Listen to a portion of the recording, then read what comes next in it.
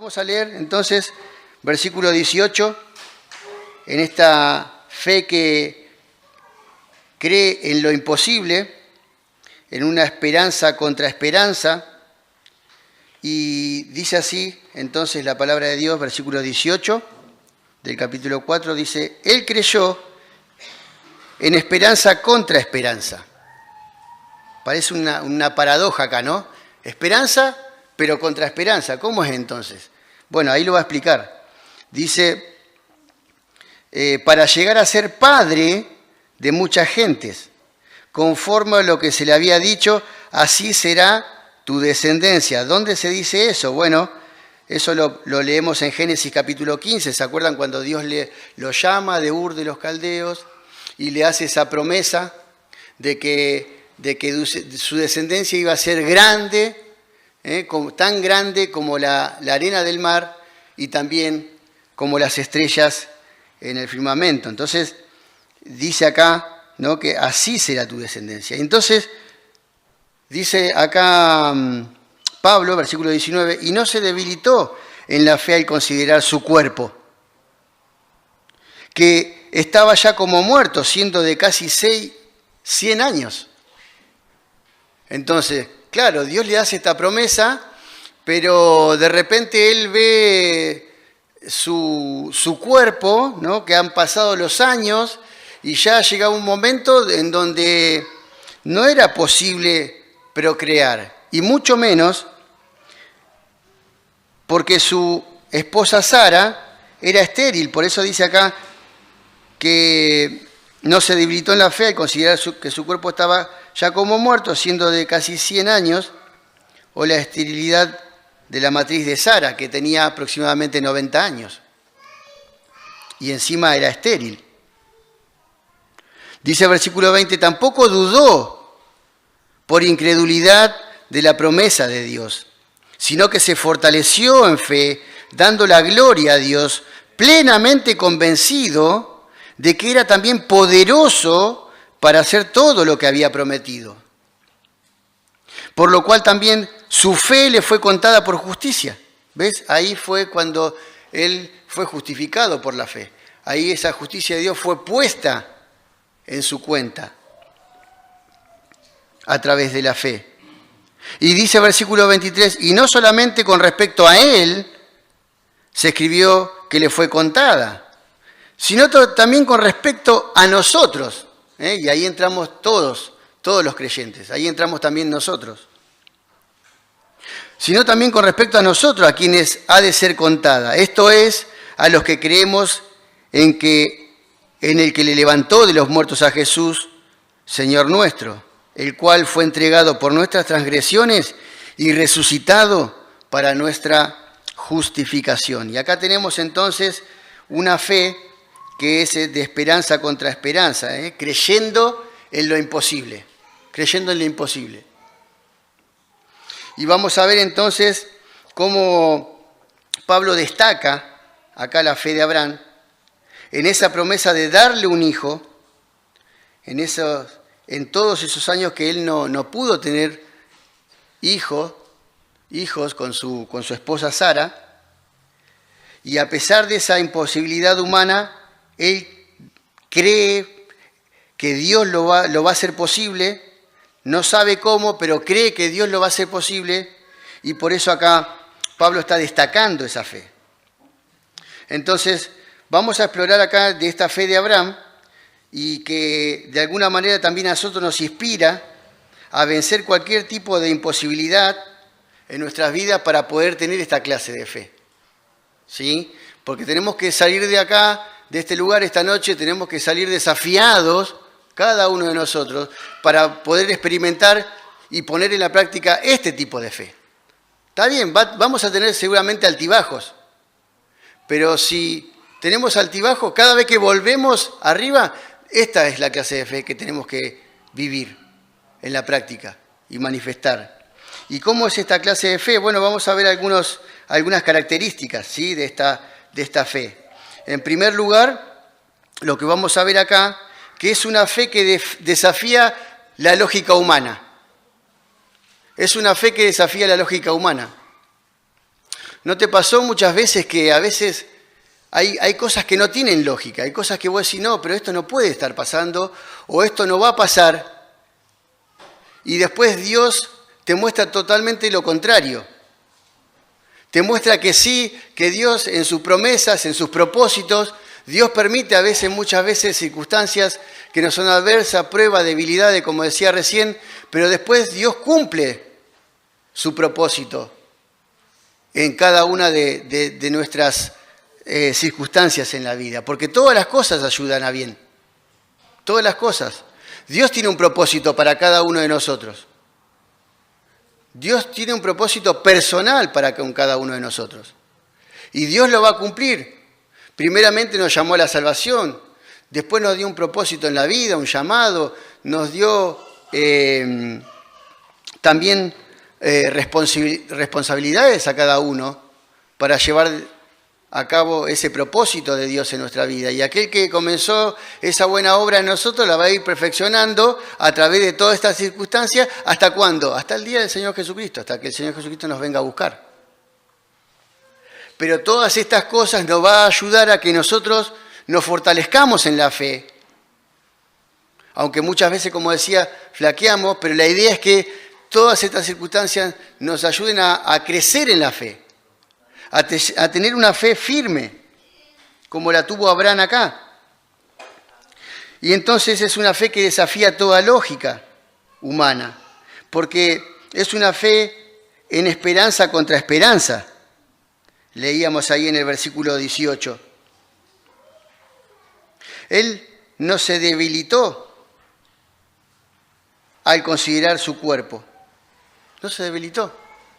Creía. Bueno, yo no sé cómo Dios lo va a hacer, porque yo ya tengo casi 100 años, mi esposa Sara tiene 90 años, y ya llega un momento en la etapa de la vida donde no se puede procrear, la matriz está cerrada, pero mucho más era imposible y era algo ilógico porque era estéril. Entonces, Abraham tenía dos opciones acá: o creer en lo que veía o creer en lo que Dios decía. Y ese es el desafío muchas veces. Creer en lo que Dios dice, lo que Dios nos dice, nos muestra en su palabra, o creer lo que nosotros a veces vemos. Che, pero no, esto no puede ser. Y muchas veces nos pasa eso. Creemos lo que vemos. Y a veces dudamos de lo que Dios dice. Pero debe ser todo lo contrario.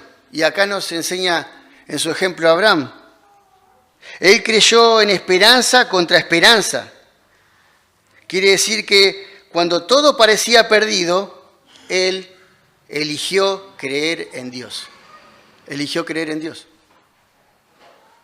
¿Elegís creer en Dios en cualquier circunstancia que te pasa en la vida? ¿Cómo es tu fe? Bueno, como decía, muchas veces flaqueamos, a todos nos pasa. Pero esta es la clase de fe que debemos tener. La que nos enseña acá en primer lugar, que desafía toda lógica. Porque Dios no necesita que las condiciones sean favorables para cumplir su palabra. Dios no necesita que, bueno, todo esté viento en popa, que todo esté acomodado, que todo esté en su justo lugar, como nosotros creemos que debe ser para actuar. No, Dios no necesita de eso. Dios, en su voluntad y en su propósito, actúa en su tiempo y en su voluntad. Eso es lo que enseñaba el escritor a los Hebreos. ¿Se acuerdan allí cuando hace esta descripción de la fe? En el capítulo 11 de Hebreos, capítulo 1, cuando dice que la fe es la certeza de lo que se espera, la convicción de lo que no se ve. Y esa es la clase de fe que tuvo Abraham acá, que desafiaba todo tipo de lógica, y ese es el tipo de fe que debemos tener cada uno de nosotros. Pero no solamente una fe que desafía la lógica humana, sino también una fe que no se debilita ante la realidad. No se debilita ante la realidad.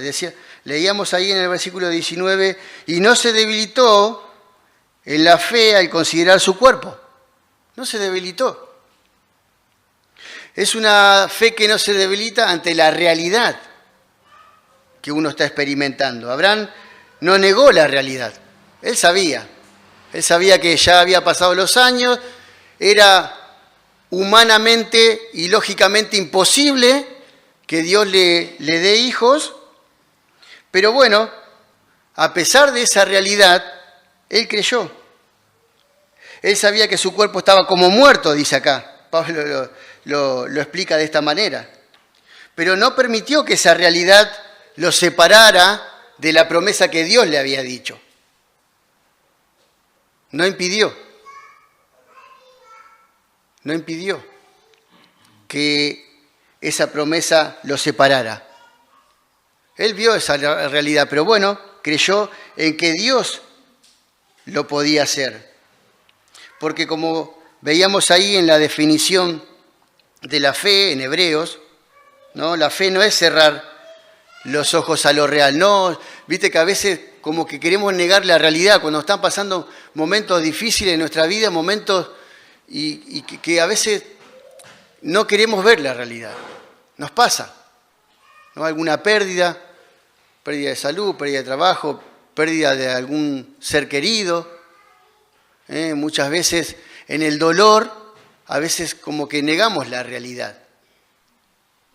Pero la clase de fe que no se debilita es no cerrar los ojos a lo real, sino abrir los ojos a lo eterno, a saber que Dios va a cumplir su propósito en nosotros. ¿Que termina cuándo? ¿O que se va a cumplir plenamente cuándo? Cuando estemos allí, en la eternidad con Él, cuando Él nos venga a buscar, cuando allí se cumplan todas las promesas que tenemos de parte de Él.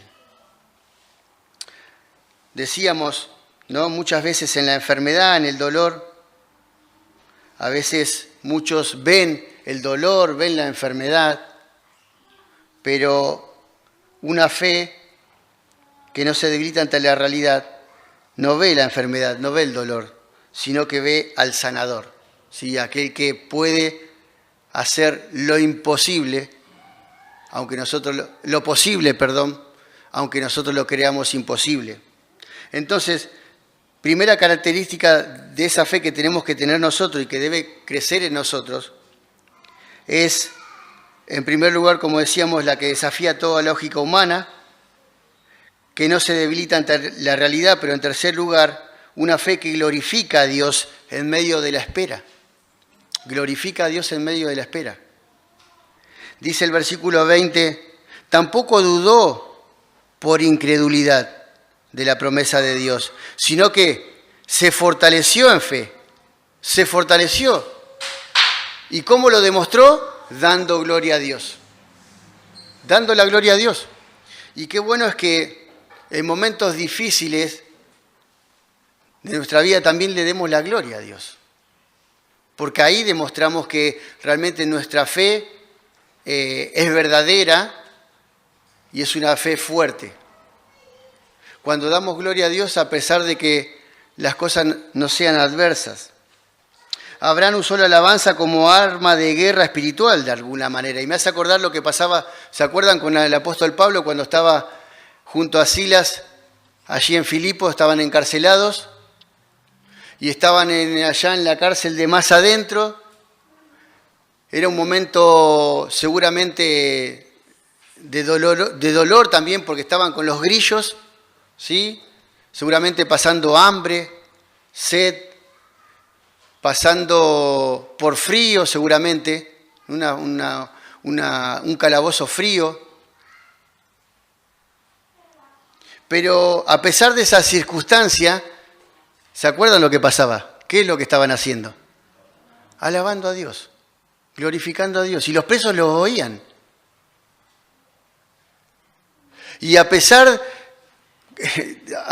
yo a veces me pongo a pensar, porque soy mucho de a veces ponerme en el lugar y decir, bueno, ¿qué hubiera hecho yo? o qué hubiera pasado si yo estaba en ese momento ahí.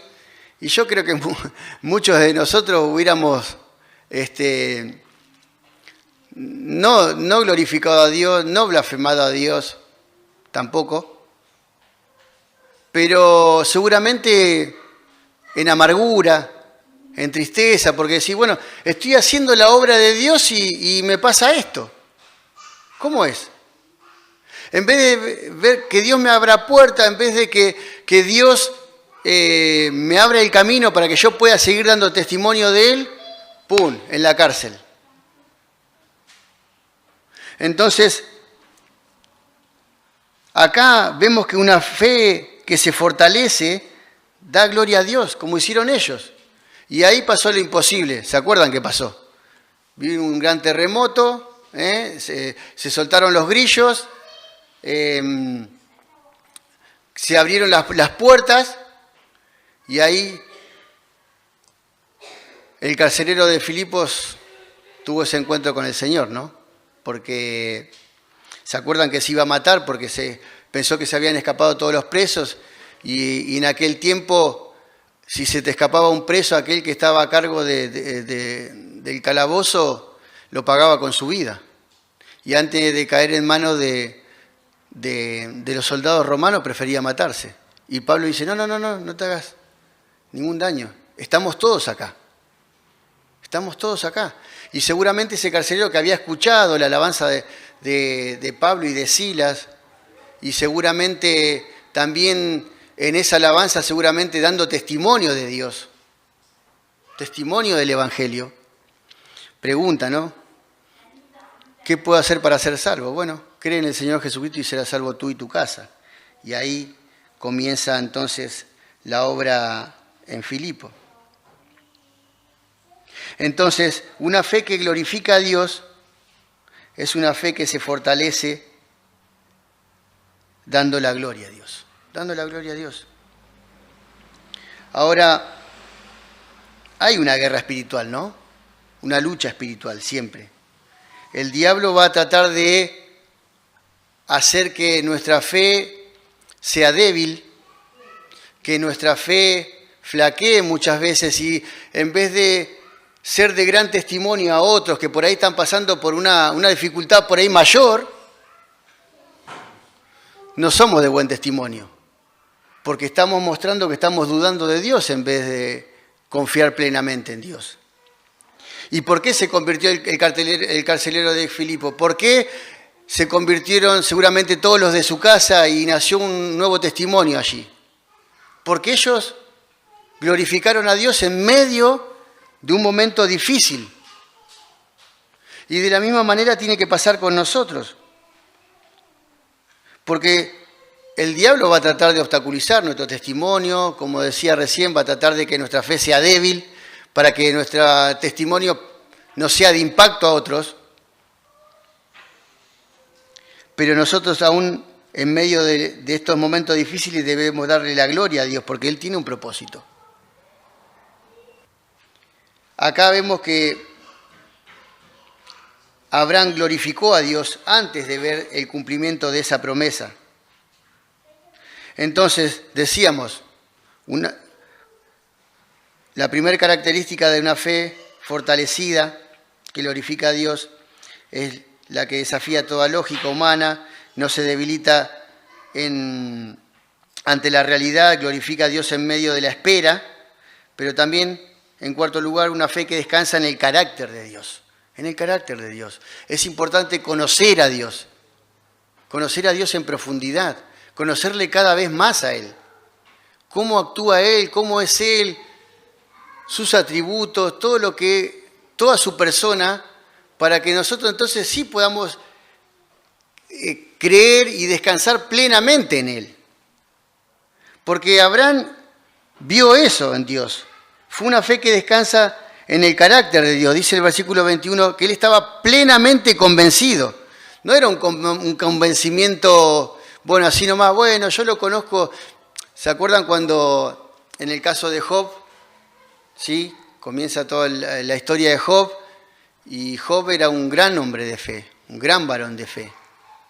Pero bueno, Dios permitió en sus propósitos, que le pase todas esas pérdidas que tuvo, pero al final de la historia, nosotros, gracias a Dios que tenemos el diario del lunes, ¿no?, con la Biblia, y conocemos, él nunca supo por qué le pasó todo lo que le pasó.